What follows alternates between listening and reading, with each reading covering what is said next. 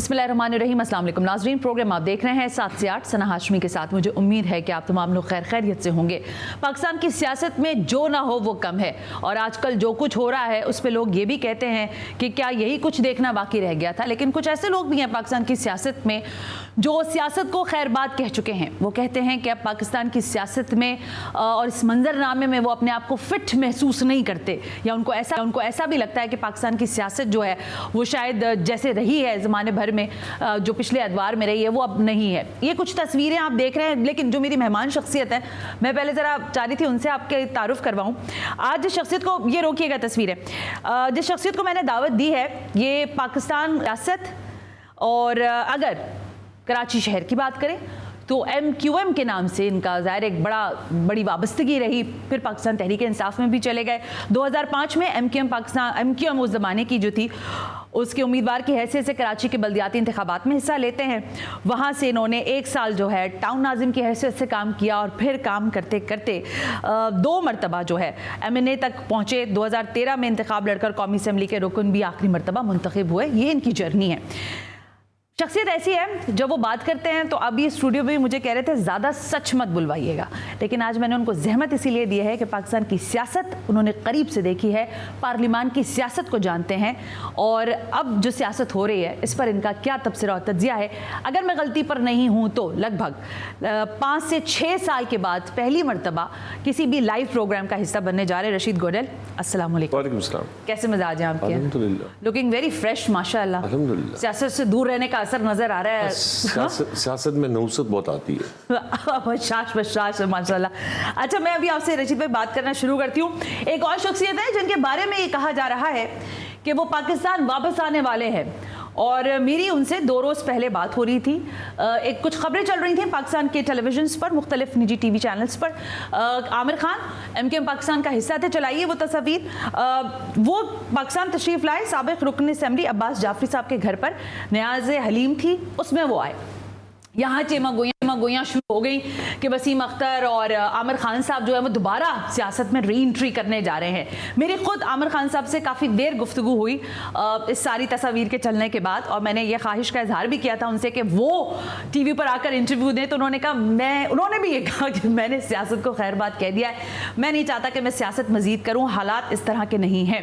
तो उनकी बातों का कुछ मतन है, ये आप देख रहे हैं, सामने चल भी रहा है कि मैं फ़िलहाल सियासत से ला ताल्लुक़ हूँ, निजी मसरूफियात हैं और फैमिली के साथ वक्त गुजार रहा हूँ। हलीम की दावत थी, उसमें आया था, इससे ज़्यादा कुछ नहीं। इशरतुल इबाद जो कोई भी एक्टिविटी कर रहे हैं सियासत से मुतालिक, उससे मेरा कोई लेना देना नहीं है। सियासी सरगर्मियाँ उनकी चल रही हैं और मैं अपना काम कर रहा हूँ। मैं फ़िलहाल TV शोज़ पर भी नहीं आना चाहता, क्योंकि उन्होंने कहा अगर उन्होंने मुझे इंटरव्यू दिया तो उन्होंने कहा मुझे बाकियों को भी देना पड़ेगा। रशीद गोडल भी अभी इस बात का तस्करा कर रहे थे। साथ साथ जाते जाते आमिर खान साहब ने गुफ्तगू में मुझे ये कहा कि पाकिस्तान मेरा मुल्क है, कराची मेरा शहर है, और मैं जब चाहूँगा और जब मुझे लगेगा कि मेरी ज़रूरत है मैं पाकिस्तान वापस आ जाऊँगा। ये उनका पैगाम था। ये उनकी बात थी। रशीद गोडल साहब, आपके भी हालात पिछले कई अरसे से मैं देख रही हूँ ये है कि आपने सियासत को थैंक यू कर दिया। वजह क्या थी? वजह बड़ी सिंपल है। वो क्या? सच किसी सियासी पार्टी को बर्दाश्त नहीं है। हर सियासी पार्टी को खुशामद चाहिए। हर सियासी पार्टी के जो बॉस कह दे वो हुर्फ आखिर है। अच्छा, यानी आप में अकल ही नहीं है, आप बेवकूफ़ इंसान हो, या आप रोबोट हो, कि आपको जो काम दिया जाए वो बोलो। अच्छा, सच बात ये है कि पाकिस्तान से मोहब्बत, सिर्फ और सिर्फ पाकिस्तान से मोहब्बत, किसी सियासी पार्टी से कोई मोहब्बत नहीं है मेरी। अच्छा, और पाकिस्तान को जो अच्छा करेगा, चाहे कोई भी उनमें से, मैं इनके साथ खड़ा हूँगा। और पाकिस्तान को जहाँ ज़रूरत पड़ेगी वहाँ काम भी करता हूँ, काम करता भी रहूँगा, लेकिन किसी सियासी पार्टी का एक आला कार नहीं बन सकता मैं। अच्छा, क्योंकि देखिए ताल्लुक़ माजी से तो होता है। जब आपने MQM छोड़ी तो उस वक्त भी आपने MQM को कुछ बुरा कभी नहीं कहा, मैंने नहीं सुना आपके इंटरव्यूज़ में। आप समझते हैं कि वो एक मिडिल क्लास लोगों की सियासी जमात है या रही? बिल्कुल सही है। मैं रशीद गोडल, एज ए रशीद गोडल, मैं काउंसिलर का इलेक्शन नहीं लड़ सकता था, इतनी जेब में पैसे नहीं थे मेरे पास। अच्छा, ये MQM ही थी जहाँ मैं MNA बना, काम किया।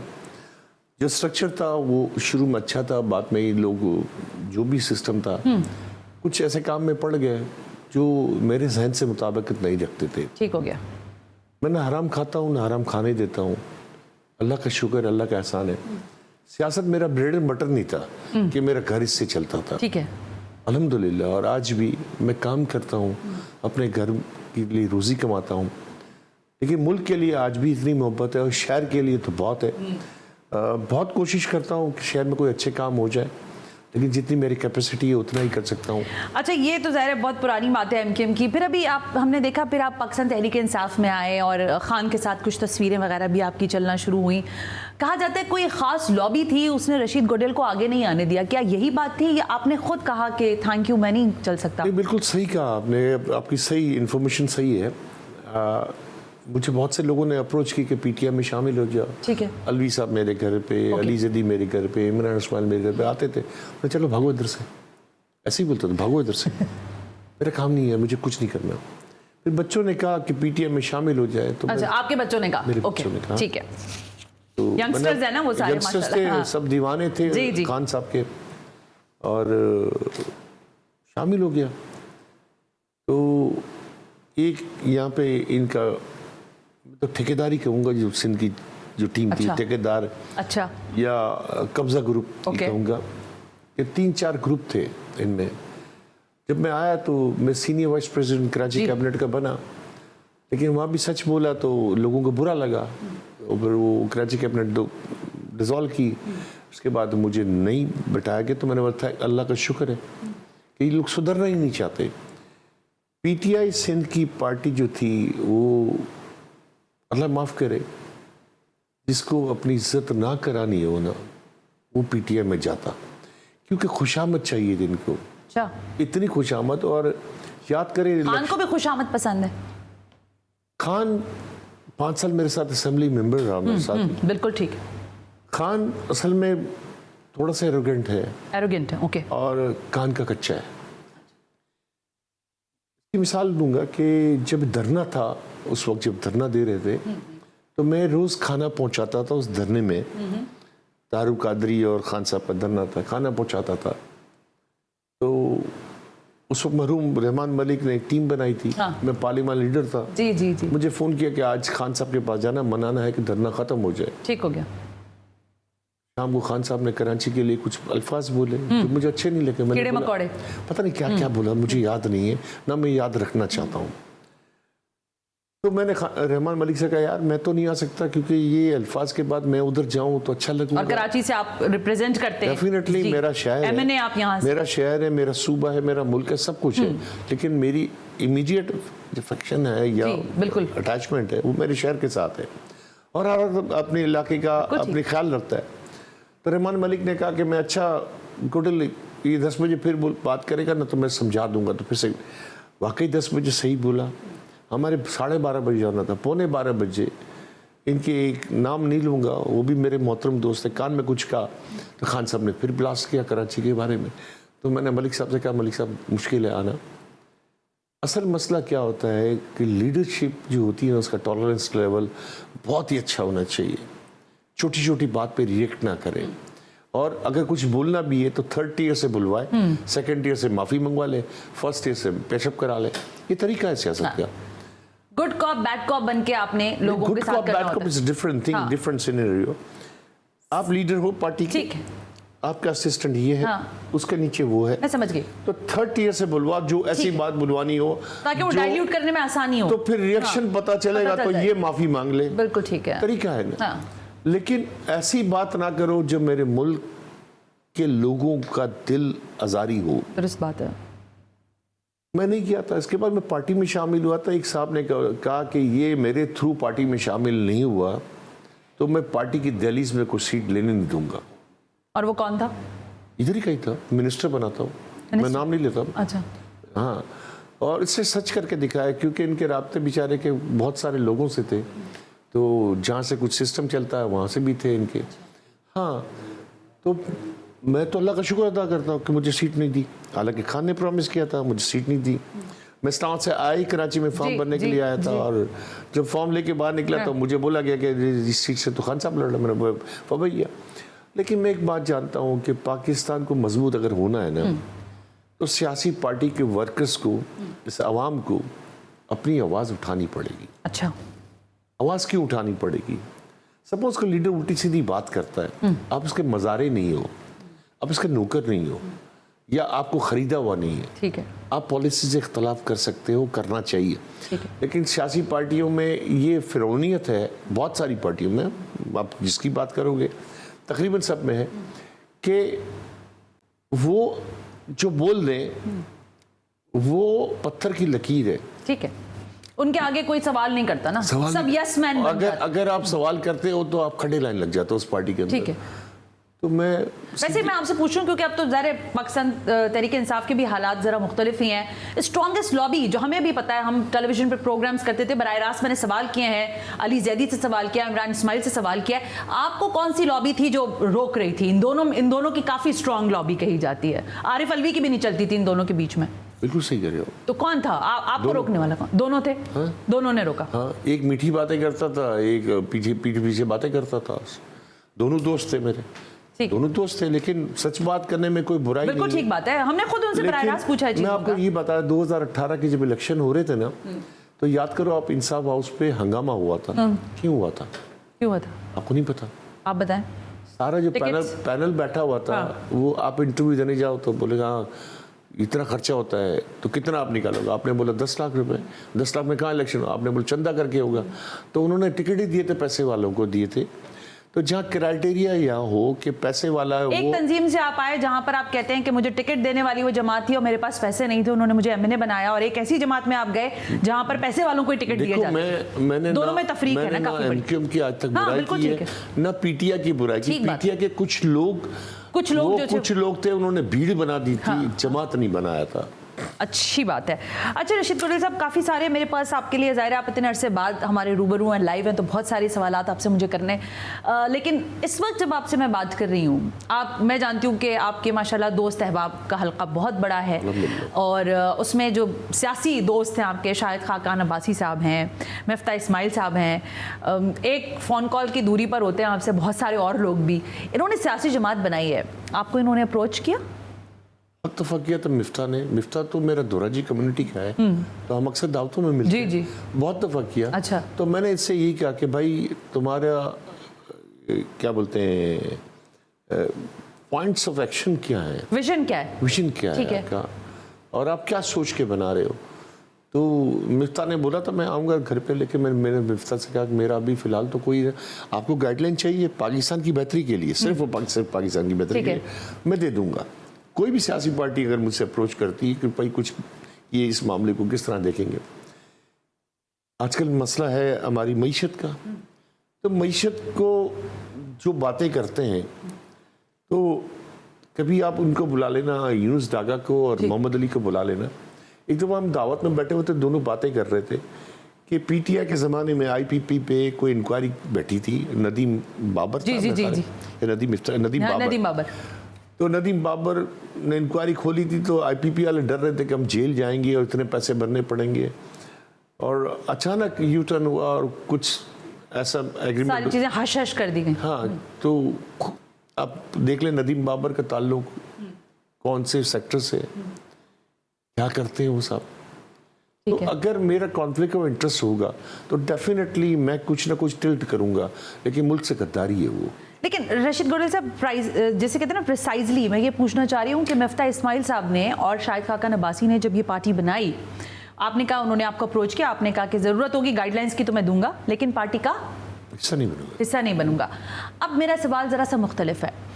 अभी आपने सुना ही होगा, इशरत उल इबाद साहब भी रीलॉन्चिंग की अपनी बात कर रहे हैं, और हो सकता है वो भी अपनी एक सियासी जमात बनाए। मैंने पिछले दिनों उनका इंटरव्यू किया, उन्होंने कहा मैं सियासी जमात का नाम नहीं बता रहा, लेकिन हाँ मैं कोशिशों में हूँ, चीज़ें बना रहा हूँ।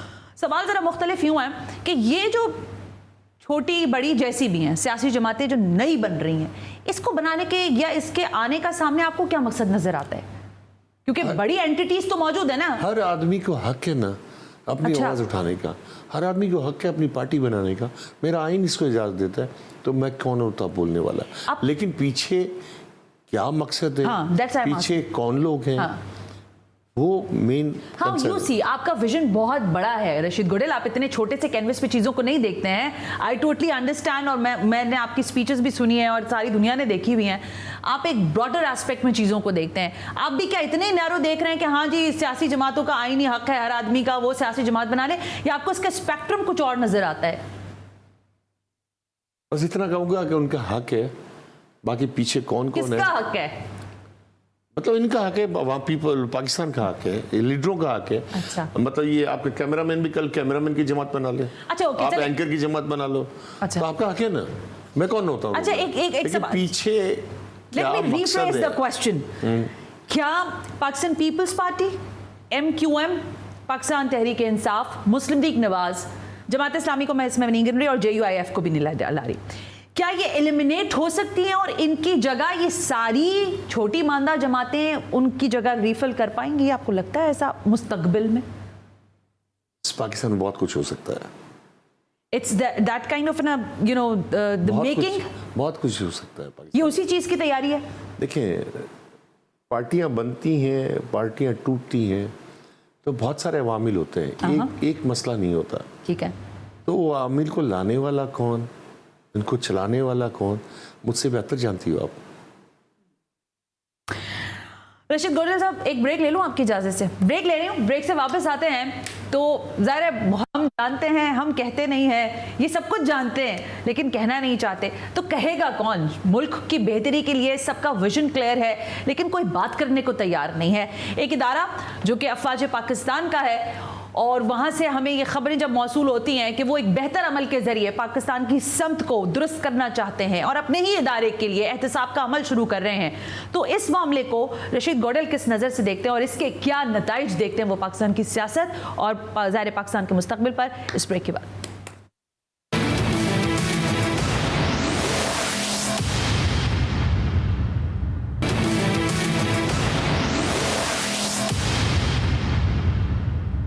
वेलकम बैक नाजरीन, हम ब्रेक पर थे और मेरे साथ आज मौजूद है रशीद गोडेल साहब, साबिक रुकन पार्लियामेंट हैं। Thank you very much again Rashid साहब। रशीद गोडेल साहब, ज़रा आप उस सारी हिस्ट्री से पूरी तरह वाकिफ़ हैं जो पाकिस्तान इतना अरसा आपने पार्लियामान की सियासत की और उससे पहले भी, और आज भी बहुत सारे हालात आपके सामने आते रहते होंगे। प्रिसाइजली मैं 2-3 चीज़ों का पूछना चाहती हूँ।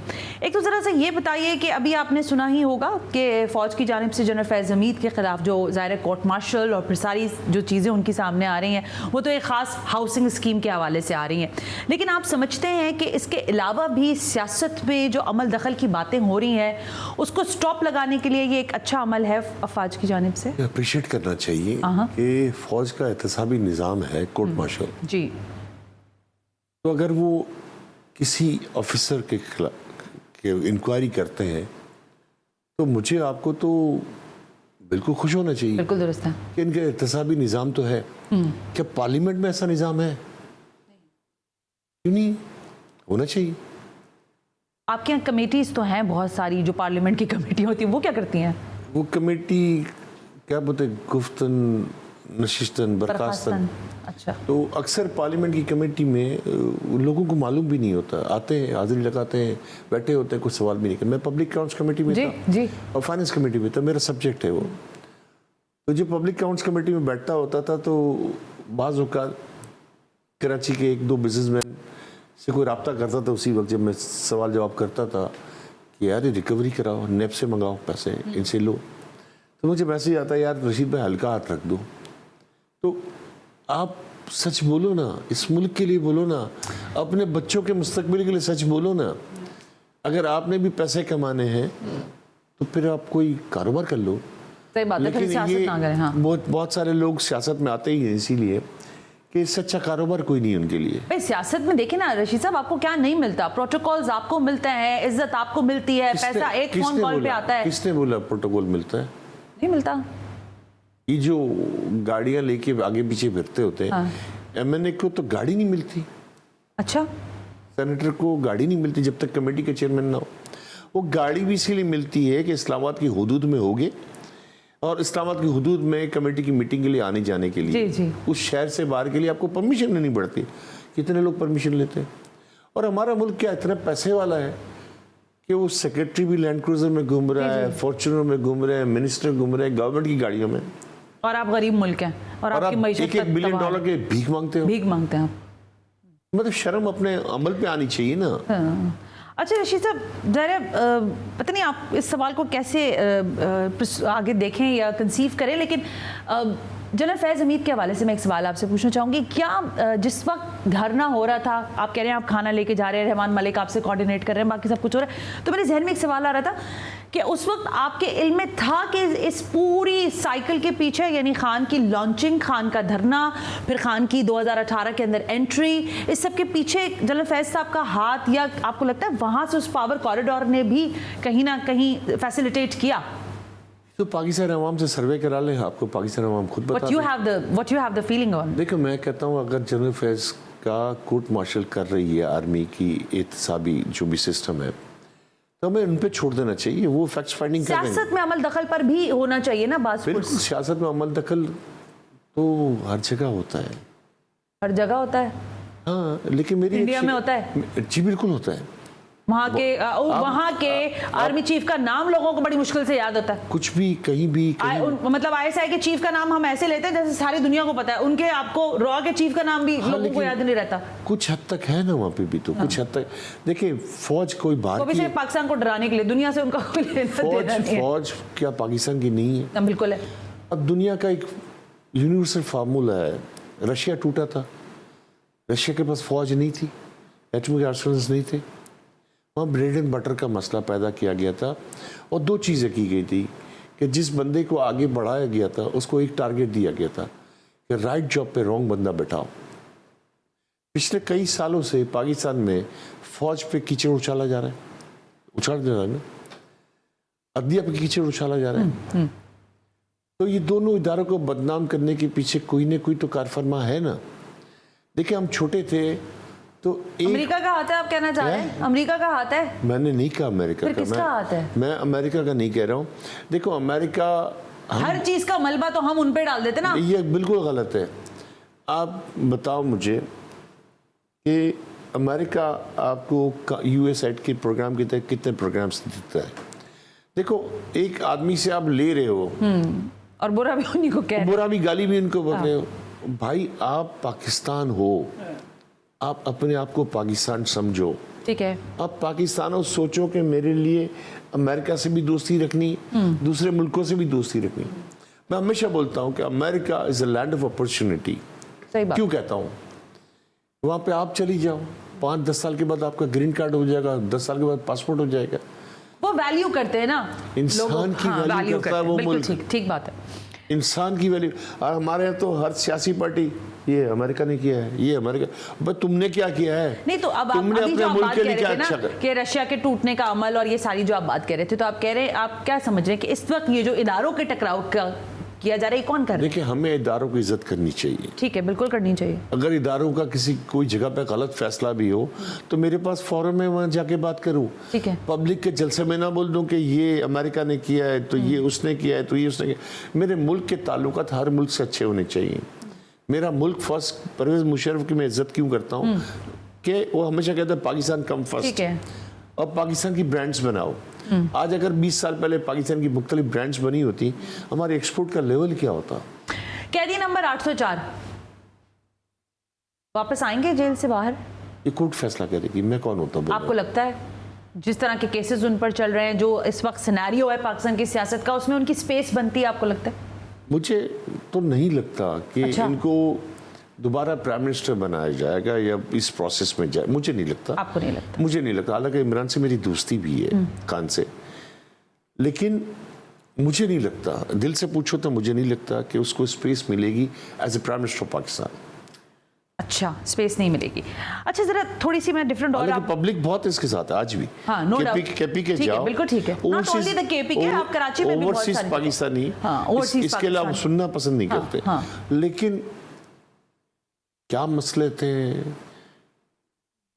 वो जो आप कह रहे थे ना, जलसों में खड़े होके उल्टी सीधी बातें जो लोग कर देते हैं, फिर उसके खुमियाजे भुगतने पड़ते हैं ना। देखो, मैं एक बात जानता हूँ, एक और ने भी की थी 22 अगस्त, इन्होंने कर दिया 8 मई, लोग 22 अगस्त भूल गए, 9 मई लोगों को याद रहेगी। हाँ, मैं एक बात जानता हूँ, अमेरिका हमारे आड़े वक्त पे काम आया।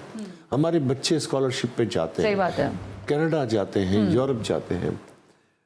हमें अफगानिस्तान से भी ताल्लुक अच्छे रखने चाहिए, ईरान से भी चाहिए, चाइना रशिया से भी चाहिए। सही बात है।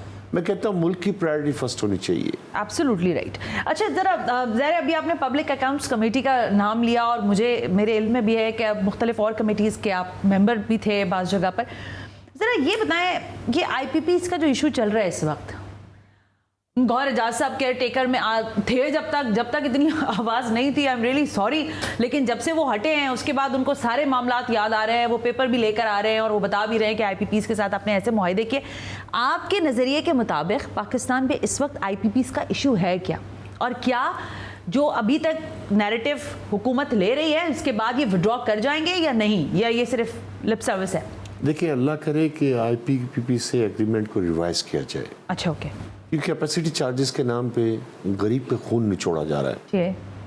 आप माने ना माने, मैं पब्लिक में घूमता हूँ, आपको पता है, सब लोगों को, पाकिस्तान पूरे को पता है कि मैं किसी जगह जाता हूँ, मैं अभी मेरे घर का बिल ज़्यादा आया था तो मैं गया कि भाई हम तो मियाँ बीवी रहते हैं, किसी ऑफिस गया तो मैं अपना केस भूल गया वहाँ पे, क्योंकि कयूमाबाद से लोग आने वाले और किसी और जगह से आने वाले, 30,000 बिल, उसकी महीने की तनख्वाह 30,000 रुपये, 30,000 बिल कहाँ से देगा?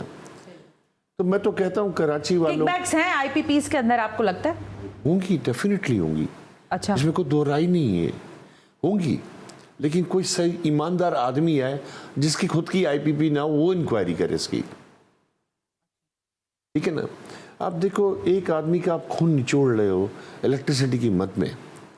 मैं तो बोलता हूँ कराची की जो पार्टी है, मतलब मैं तो वो हर शहर की, मैं कराची से बिलोंग करता हूँ, तो कराची में ये पार्टियाँ बैठी हुई कराची वालों का नाम लेके सियासत करती हैं, तो क्या एक स्कीम नहीं चला सकती कि हर घर में सोलर का सिस्टम लगा दो? कौन करेगा ये? रशीद गोडेल, तो तरीका है बीबी मोहतरमा, तरीका है, तरीका है, बहुत सारा तरीके हैं। मैं वर्ल्ड बैंक की मीटिंग में था एक दफ़ा, मैं जाता रहता हूँ उस वक्त भी, तो उस वक्त पाकिस्तान एक स्कीम निकाल रहा था कि ब्लैक मनी को वाइट करने की। इसाक डार उस वक्त फाइनेंस मिनिस्टर था, तो मेरे दिमाग में ख्याल आया कि मैंने बोला ये 2% 3% चार्ज क्यों करते हैं, इनको कर दो 0.25%, 0.25%। तो मैं वर्ल्ड बैंक में बैठा हुआ था, तो पाकिस्तानी जो वहाँ पे काम करते हैं, तो इनसे बोला कि यार इनको पाकिस्तान डेलीगेशन को बोलो कि 0.25% चार्जेस ले, लेकिन एक एम्बार्गो लगा दें। बोला क्या? मैंने अगर 100 करोड़ वाइट करने आया है तो बोले 25 करोड़ तो यहाँ इन्वेस्ट करेगा, तेरे पैसे हैं, हमें नहीं चाहिए तुझे पैसे, बट इन्वेस्टमेंट चाहिए। इससे दो फायदे होंगे, मेरे मुल्क में वाइट मनी सर्कुलेट कर जाएगी और लोगों को एम्प्लॉयमेंट मिल जाएगा, पर कैपिटल इनकम बढ़ जाएगा। तो एक गोरा बैठा हुआ था जो IMF का, वर्ल्ड बैंक का, उसने बोला कैसे होगा? मैंने तेरे मुल्क में मिसाल मौजूद है, देखने लगा मुझे। मैंने फ्लोरिडा में जाओ, रिजॉर्ट बने हुए हैं, आपने $500,000 पे L1 वीज़ा दिया था, 11 लोगों को एम्प्लॉय करना था। चाइनीज़ ने क्या किया कि जैसे सना साहिबा एक्सपर्टीज़ है इनकी रिजॉर्ट बनाने में, तो मैंने पैसे सना साहिबा को दे दिए, इन्होंने पैसे सना साहिबा को इन्होंने दे दिए, और वो आदमी 100 आदमियों का केयर टेकर बन गया और फ्लोरिडा में रिजॉर्ट बन गए, उनके पैसे भी लग गए, 11 आदमी को मुलाजमत भी मिल गई। आप 25% लगाते हो, तो डॉक्टर साहब मुझे सीढ़ी भी मिल गया। डॉक्टर साहब बोलते वो गुड़िल तू थे क्यों है? मैं डॉक्टर साहब ये वाशिंगटन DC है, लाहौर नहीं है, और मुझे परमिशन की कोई ज़रूरत नहीं है इतने। तो बोले लगे क्या स्कीम लेके आया? मैंने ये, ओ यार ऐसे ही गल्ला ना कर। मैं गल्ला नहीं है, इस पर वर्क करो ना, इस पर वर्क करो ना, काम होगा। दिल्ली का आपने सुना होगा, एक चीफ मिनिस्टर था, उसने टैक्सेस माफ़ किए, स्कूल की फीस माफ़ की, तो कोई रॉकेट साइंस था क्या? कोई रॉकेट साइंस नहीं। आपने इंपॉर्टेंट बात की है रशीद गोडेल, लेकिन जो लोग स्टेक होल्डर्स हैं, कराची की अगर मैं बात कर लेती हूँ, फिर मुझे ब्रेक का कहा जा रहा है, क्या इनकम पाकिस्तान कोई आपको लगता है कोई डिफरेंस ला सकती है? देखिए सना साहब, पाकिस्तान में एनवायरनमेंट डे होता है 5 तारीख को, बड़ी तकरीरें होती हैं। आप भाषण सुनो तो आप बोलोगे वो क्या हो गया है, अभी भी हुए हैं, पता है आपको, पूरी प्लांटेशन हुई है। सुन तो ले, मैं आपको उसी की बात, मैं उस मीटिंग में मौजूद था 5 तारीख को, इधर कहीं प्रोग्राम था, तो सारे भाषण देते थे कि ये हमको इतने फंड मिलते हैं, इतनी ज़रूरत है। तो मुझे ज़बरदस्ती बुलाया गया, मैं तकरीर नहीं करता हूँ क्योंकि सच लोगों से हजम नहीं होता, सच नहीं सुन सकते। तो मैंने कहा यार 5 तारीख को आप मनाते हो एनवायरमेंटल डे, साल में 365 दिन होते हैं, 364 दिन करते क्या हो? इस इन्वायरमेंट को तबाह करते हो। बिल्कुल सही है। आप प्लांट लगाते नहीं हो, आप कहते हो पानी नहीं है। मैं कहता हूँ ये जो एसी है ना आपका 1 टन का इन्वर्टर, 8 घंटे चलाओ 8 लीटर पानी आता है। ठीक है। कराची में 2.25 करोड़ एसी लगे हुए हैं, 2.25 करोड़ मल्टीप्लाई बाय 8 कर दो, सब सॉइल पानी में डाल दो ज़मीन के अंदर, पानी का लेवल बढ़ेगा, पौधे को प्लांटेशन के लिए पानी मिल जाएगा। रॉकेट साइंस थोड़ी है, करने वाले तो बनो, अपने हिस्से का तो काम करो। अच्छा, ये बात थैंक यू इस बात पर, लेकिन ये मैं ब्रेक ले रही हूँ, रशीद साहब वापस आ रही हूँ। ये बात रशीद गोडल साहब ने मुझे भी कही कि आप खजूर खाएं या कोई चीज़ तो उसको डाल दें और क्यारी के अंदर, और वो ज़ाहिर फिर एक वक्त आएगा कि आप उसका फल हासिल कर सकेंगे और शहर के अंदर एक अच्छी फ़िज़ा भी कायम होगी। ये तो ज़ाहिर वो बातें हैं जो कि सोचने वालों की हैं और ये काफ़ी सोचते हैं, तो ये बातें हम तक शेयर भी कर रहे हैं। लेकिन रशीद गोडल साहब, ये फॉर्म 47 और 45 के बारे में आप क्या सोचते हैं? ये मुझे आपसे जरूर पूछना है। ब्रेक ले लेते हैं।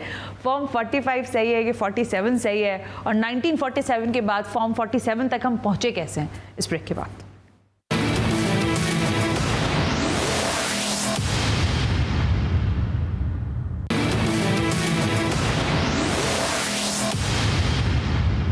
वेलकम बैक नाजरीन, हम ब्रेक पर थे और मेरे साथ आज मौजूद हैं साबिक रुकने पार्लियामेंट जनाब रशीद गोडल साहब। रशीद साहब अगेन थैंक यू। रशीद साहब, वक्त कम है और मुकाबला सख्त है अब आपके साथ। 8 फरवरी 2024 इलेक्शन का दिन था, आपने वोट डाला था? अच्छा, फॉर्म 47 और 45 की आपने बाज़गश्त तो सुनी ही है, ये हुकूमत कैसे बनी है? क्या बता, सच बोले, आप कह रहे हैं लोग सच सुनना नहीं चाहते। सच बोलना ये है कि 2013 में क्या हुआ था? 2013 में क्या हुआ था? RTS बैठ गया था। 2008 में क्या हुआ था? RO का इलेक्शन था। तो कोई एक मिसाल हो तो मैं बात करूं। अच्छा, तो 2018 में जो हुआ था वो ठीक हुआ था? 18 में भी देखो आप एक बात समझ, उसमें भी RTS ही बैठा था। 18 में, हाँ, 13 पीछे चला गया हम। तो ये सिस्टम नहीं होना चाहिए। कभी RTS बिठा के, कभी 47 लाके। हाँ, असल में सियासी पार्टियां भी है ना, वो जमहूरी पार्टियां कौन सी है मुझे बताओ? एक है जमात इस्लामी, अच्छा, जिसमें इनका अमीर मुंतखब होता है तो वो किसी बड़े बाप की औलाद नहीं होता। ठीक है, क्यों? सच है, ठीक हालांकि मेरा लाख इख्तलाफ होगा हाँ, इससे। हाँ, हाँ। ठीक है ना। इसके बाद कौन सी पार्टी जिसमें इलेक्शंस होते हैं? एक MQM है जिसमें अब पाकिस्तान में जो है वो बेचारे बैठे हुए हैं, काम कर रहे हैं थोड़े बहुत। अल्लाह करे कि वो सही ट्रैक पे काम करे। कराची में शजरकारी मुहिम होती है, तो मैं बोलता हूँ यार फलदार दरख्त क्यों नहीं लगाते हो यार? 45, 47 ये कौन सी, किसने बनाई है ये हुकूमत? सर, हुकूमत अल्लाह ही बनाता है कि बंदा कोई ना कोई शादी। अल्लाह, अमेरिका और नहीं सर, अमेरिका देखो, मैं हमेशा अल्लाह, अमेरिका और नहीं सर, अल्लाह अमेरिका देखो, किसी अमेरिका, चाइना और आर्मी का नाम, America, China, Russia, India, Iran, Afghanistan, हमें सबसे कुर्बतें बढ़ानी चाहिए। जवाब नहीं दे रहे मेरी बात का। सुन तो लेने मेरी बात। अमेरिका के बार बार क्यों कहती हैं? क्योंकि अमेरिका हमारी हर हुकूमत को गिराता है। खान साहब लेके खड़े हुए थे कि वो आ गया और ये आया है साइफर मेरे खिलाफ, वो जलसे में लहरा रहे थे, अमेरिका ने कहा है कि इसको निकालो, इसलिए कह रही हूँ। सर फिर अमेरिका वजीर आजम लगाता है, अमेरिका वजीर आजम निकालता है, हमारे यहाँ की ऐसी कोई बात नहीं है। अच्छा, ऐसी कोई बात नहीं है। ठीक है। अच्छा, कोई मुल्क हमारे मुल्क का वजीर आजम नहीं लगाता, हमारे मुल्क का कौन लगाता है? चीफ नहीं लगाता। कौन लगाता है? हमारे मुल्क के अवाम कोशिश करते हैं, लेकिन कहीं ना कहीं से इंटरवेंशन होती है। हाँ हाँ, तो मैं सच बोलता हूँ, इंटरवेंशन होती है। बिल्कुल ठीक है। लेकिन मैं एक बात कहता हूँ कि अपने मुल्क के इदारों को गालियां क्यों पढ़वाते हो सड़क पे खड़े होके? क्या वो फौज जिसने अफगान की इतनी बड़ी लड़ाई में इतना बड़ा बासर किरदार अदा किया, उसको आप गालियां पढ़वाते हो? आप उन शहीदों के खून से खेलते हो। हाँ, किसी से इख्तलाफ है, इंसान हाँ, ठीक है, इंडिविजुअल से हो सकता है, इंस्टीट्यूशन से तो नहीं हो सकता। हम इंसान हैं। बिल्कुल सही है। आप इधर बैठी हो, टीवी के अंदर आप जर्नलिस्ट बैठे हो, मैं सियासतदान था, बिजनेसमैन हूँ, फौज में है, अदलिया में, वो इंसान है ना। बिल्कुल बिल्कुल बिल्कुल। गलती वो करेगा, गलती वो करेगा, वो करता है, लेकिन मैं बड़े चौक में खड़े होकर गालियां पढ़वा तो फिर मेरे मुल्क के इदारों की इज्जत नहीं होगी। तो अल्लाह ना करे, अल्लाह ना करे, अल्लाह ना करे, रशिया जैसा असर चाहते हो आप? मेरा मुल्क को अल्लाह ने बनाया सूरह रहमान की तफसीर। तुम अपने रब की कौन कौन से यही बात आर्मी चीफ भी कह रहे हैं गुज़िश्ता कई दिनों से, और वो बातों की बात बिल्कुल ठीक है। पूरे सूरह रहमान की तफसीर है। बिल्कुल। रशीद गुलेल साहब, मैंने कहा ना वक्त थोड़ा कम है तो मैं जरा फास्ट ड्राइव करना चाहती हूँ। पाकिस्तान की सियासत में दो लोगों, वैसे तो पूरी पाकिस्तान की सियासत की तारीख में बड़े बड़े लोगों के नाम रहे हैं, लेकिन माजी करीब में बात कर लेते हैं। कराची की सियासत में अल्ताफ हुसैन का नाम और मुल्क की सियासत में इमरान खान का नाम, दोनों में से ज्यादा नुकसान किसने पहुंचाया है, अल्ताफ हुसैन ने या इमरान खान ने? देखिए दोनों, देखो ये तो आपको वैसे ही बैंड लग जाएगा, आप नाम ले रहे हो तो। नहीं सर, आप छोड़ दें। बानी पे नलकना चले यार, बानी तो फिर आपके बैंड लग जाएगा। बानी एमक्यूएम और मौजूदा बानी पाकिस्तान तहरीक इंसाफ। आप बताइए। देखिए मैं किसी भी पार्टी को बुरा नहीं कहता, उनके एक्ट को नुकसान पहुंचाया नहीं पहुंचाया। देखिए नुकसान, अगर आप कहते हैं नुकसान, तो नुकसान एक टीम होती है, एक आदमी का नाम नहीं लो आप। अच्छा देखो, मैं बैठा हूं घर का सरबराह, सपोज करो इफ्तिकार चौधरी की बात करें, चीफ जस्टिस की, इसके बेटे अरसलान के मुताबिक तो बड़ी चीजें आई थी ना। क्या बाप को मालूम नहीं था कि बेटा कहाँ कहाँ खर्च कर रहा है, ठीक है, किस किस से पैसे खर्च कर, ठीक है। तो वहां कमी है उन लीडरों की कि नीचे बैठे वालों ने, किसको बोलते हैं ना, आम मुहावरे में बोलते हैं प्याज कतर दी। प्याज कतर दी, अच्छा ठीक है ना। पॉलिसी से इख्तलाफ हो सकता है मेरा, लेकिन मैं ज्यादा कान का कच्चा कौन समझते हैं आपको? लंदन वाले ज्यादा कच्चे थे या सर अडियाला वाले? सर पाकिस्तान का हर लीडर जो है ना कान का कच्चा है, क्योंकि अपने खिलाफ बात ही नहीं सुन सकता। मैं कहता हूँ पाकिस्तान का जो अच्छा, देखो मैं एमएनए बना, मैंने आपसे क्या, मेरे पास पैसे ही नहीं थे, आज भी मैं कोई इतने पैसे नहीं है मेरे पास, ठीक है, इज्जत से गुजारा अल्लाह पाक करा देता, अल्लाह पाक का लाखों करोड़ एहसान है। और जहाँ कहते हैं प्रोटोकॉल, 2008 में मैंने की तनख्वाह थी 42,000 विद ऑल अलाउंसेस, 2017 के जून तक हमारी तनख्वाह थी 72,000 विद ऑल अलाउंसेस, और 72,000 19 से 20 ग्रेड में ऑफिस से जाता था, उसको 72,000 का पेट्रोल मिलता था, तनख्वाह तो अलग थी। अच्छी बात कह दी है जाते जाते। अच्छा रशीद गुलेल साहब, ज़रा मैं वो आपकी पुरानी, जैसे कहते हैं कुछ दिल खराश वाक़यात हैं, लेकिन कराची की सड़कों पर बहुत कुछ इस शहर ने देखा है और आपने भी बहुत कुछ देखा है। एक बहुत अफसोसनाक वाक़या आपकी ज़िंदगी में पेश आया जिसको आप अब याद भी नहीं करना चाहते, लेकिन वो कल्प्रिट्स आप समझते हैं कि सामने आ गए या नहीं आए, या उनको आना चाहिए? देखिए हर जुल्म ज़्यादती करने वाले को इनका कड़ा एहतसाब होना चाहिए। अनफॉर्चुनेटली नहीं हुआ, कोई नहीं पकड़ा था। दाखिले दफ्तर कर दिया, किस ए क्लास बोलते हैं ना शायद इसको, मुझे टर्म नहीं आती, दाखिले दफ्तर बोलते हैं, उसका मतलब मट्टी पाओ। एक बंदा बोलता था मट्टी पाओ, तो ये मट्टी पाओ हो जाता है। लेकिन इस मुल्क के अंदर जब तक कानून की बालादस्ती नहीं होगी, हर आदमी अपना काम नहीं करेगा, इसमें बहुत सारी चीज़ें आ जाती हैं। देखो हर आदमी अपना काम नहीं करेगा तो खराबियाँ पैदा होंगी। मुल्क को तरक्की करना है तो हर इंडिविजुअल को ये यूं ना करे, यूं करे कि मैंने इस मुल्क पे मैंने क्या खिदमत की है। तुमने कमाया, अपनी गाड़ियां बनाई, लैंड क्रूजर में घूमते हो, बड़े बंगलों में घूमते हो, तुमने कभी किसी गरीब आदमी का एक बच्चा अडॉप्ट किया है कि ईच वन टीच वन? तुमने कभी एक दरख्त लगाया है इस मुल्क की फ़ज़ा को ठीक करने के लिए? तुमने कभी मैरीन एनवायरनमेंट को ठीक करने के लिए, मेरीन लाइफ को ठीक करने के लिए कभी कुछ बाजरा रोटी कुछ डाला है? तुम तो प्लास्टिक की थैलियाँ डाल। हर आदमी को अपना काम करना है, यहाँ से शुरू करे, यूं ना करे, यहाँ से शुरू करे। मैंने अपने हिस्से का काम इस मुल्क के लिए क्या किया। आज आप यहाँ से ज़ाहिर जा रहे हैं, आज का वक्त ख़त्म हो गया है, क्या मैं समझूँ कि आप सियासत में री एंट्री के लिए तैयारी नहीं कर रहे हैं या कर रहे हैं? मैं आपको एक बात बताऊं कि पाकिस्तान को जब भी ज़रूरत पड़ी काम के लिए, बेहतरी के लिए, किसी का आलाकार बनने के लिए, पाकिस्तान को बेहतर करने के लिए जो भी काम मुझे मिलेगा वो मैं करता हूं और करूंगा। लेकिन मैं यस में यानी सियासत करेंगे, सियासत कर सकते हैं? नहीं सर, सियासत में नहीं कह रहा हूं मैं आपसे, पाकिस्तान की खिदमत के लिए काम। अच्छा, इन अदर कैपेसिटी अगर आपको गवर्नरशिप की ऑफर कर दी जाए? सर वो गवर्नर वो अभी तो माशाल्लाह अच्छा, अभी नहीं ना। हाँ, क्या मुस्तकबिल में? बड़े ख्वाब में नहीं देखता हूँ मैं, छोटा आदमी हूँ, सड़क पे फिरने वाला आम आदमी हूँ। वैसे मैं किसी गली में वैसे अगर आपको सिंध का गवर्नर, मैंने सुनी थी एक जमाने में नाम आपका चला था, ऑफर वगैरह थी कहीं से? बातें तो सब करते हैं ना, असल काम है अमल दरामद। और अभी इस वक्त अच्छा काम कर रहा है, करने दो ना इसको।